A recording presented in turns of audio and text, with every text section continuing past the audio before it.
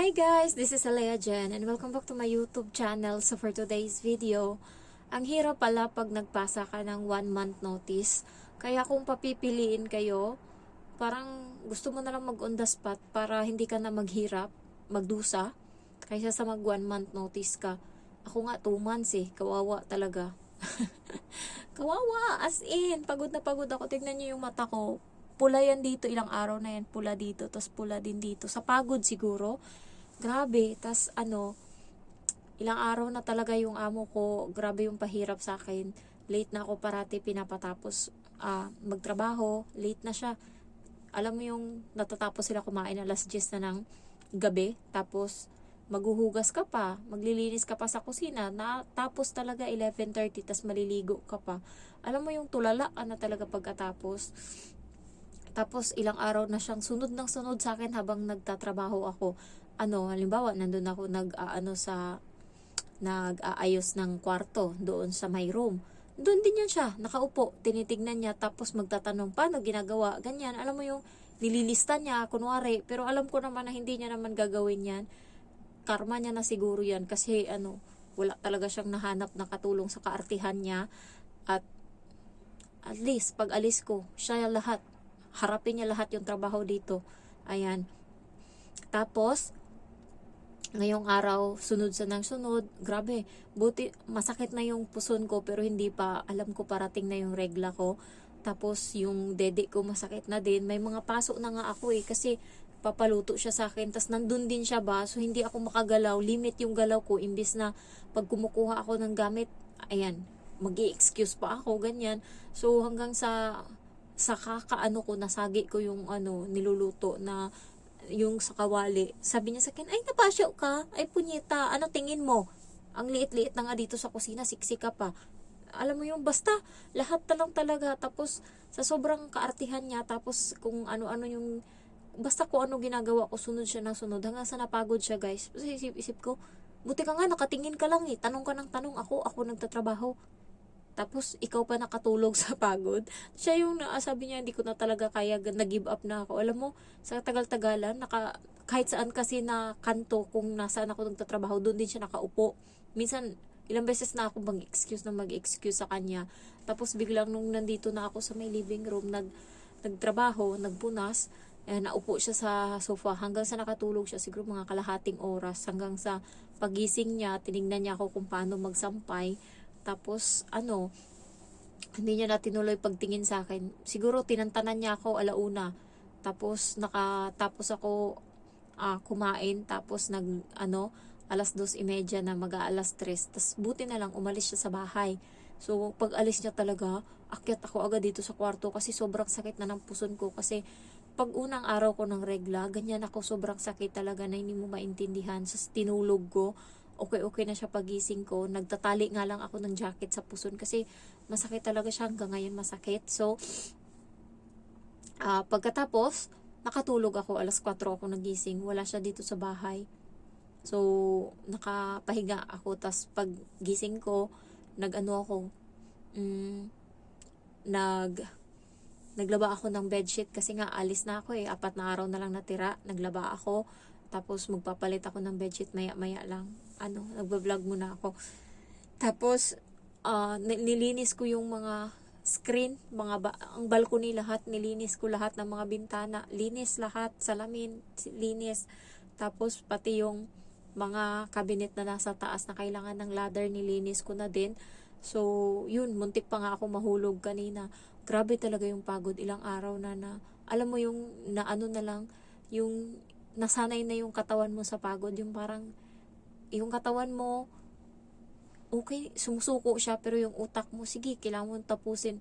Alam mo yung kain ko minsan alas 2, alas 3 na, tapos ang kapal ng mukha talaga.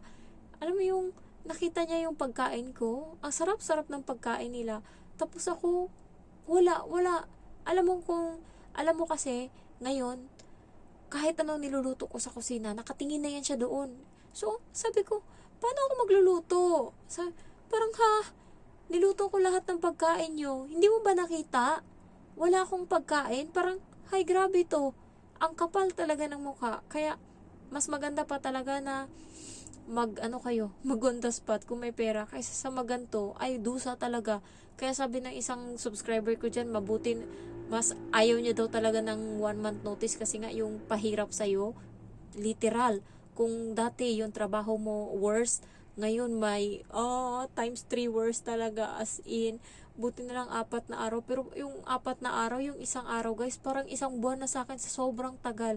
Parang maiiyak na ako bawat araw na, Diyos ko Lord, kailan to matatapos?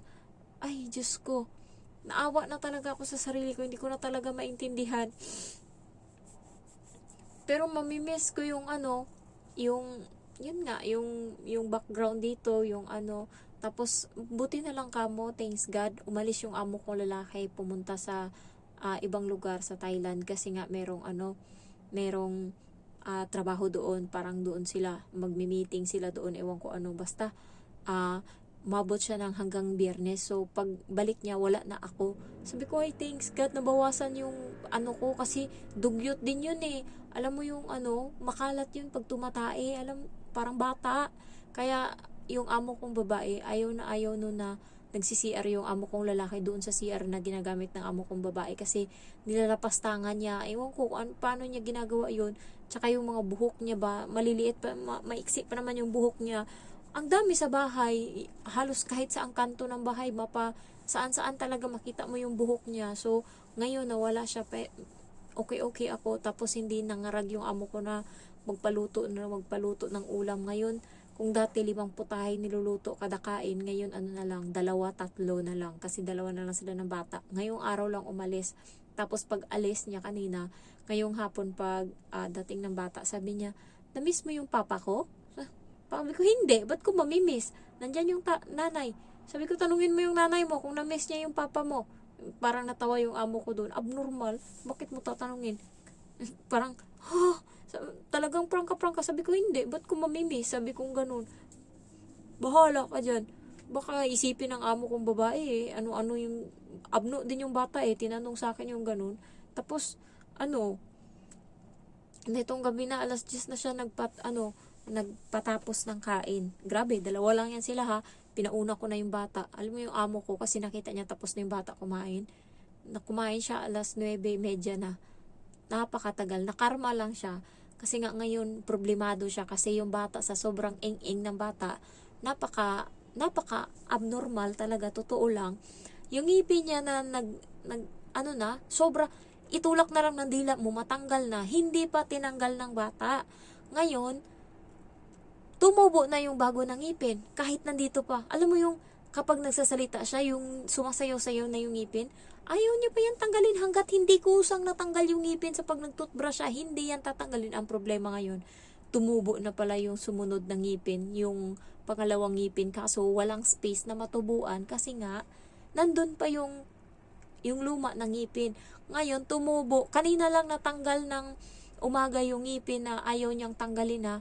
Tapos nitong gabi nakita ng amo ko, nakalaki yung tubo. Kaso yung hindi puti ng ngipin. Transparent siya guys, para siyang hindi ko maintindihan, ang pangit.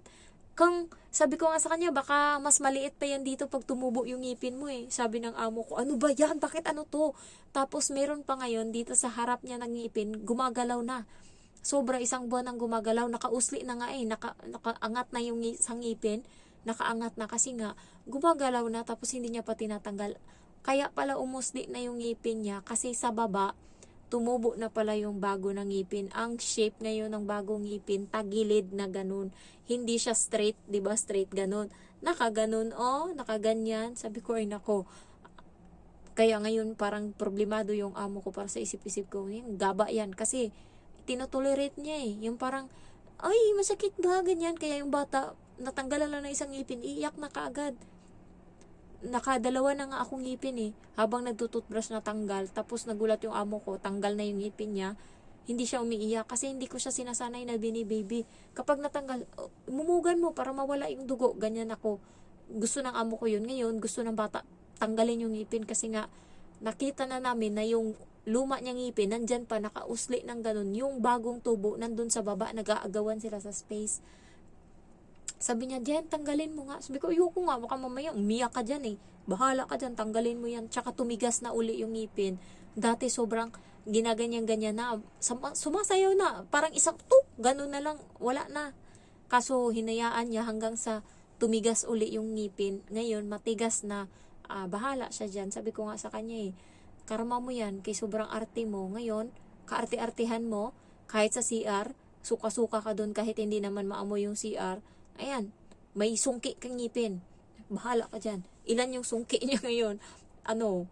Siguro mga 2 pa lang yan eh. Ano yung natanggal sa ngayon sa kanya?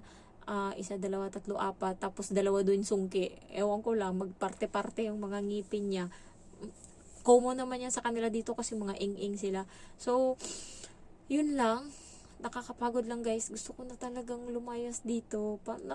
Alam niyo yung pagkain ko na lang na nandun sa may ref. 2 itlog. Hanggang Biyernes pa ako dito 2 itlog, 1 repolyo, tsaka yung sitaw. Ay puta, paano ko tatapusin? Tapos yung prutas ko saging. So bukas try kong bumili kahit lang na para pantawid gutom. Diyos ko Lord, naawa na talaga ako sa sarili ko. Ay Diyos mio, diskarte na lang to para mabuhay ako.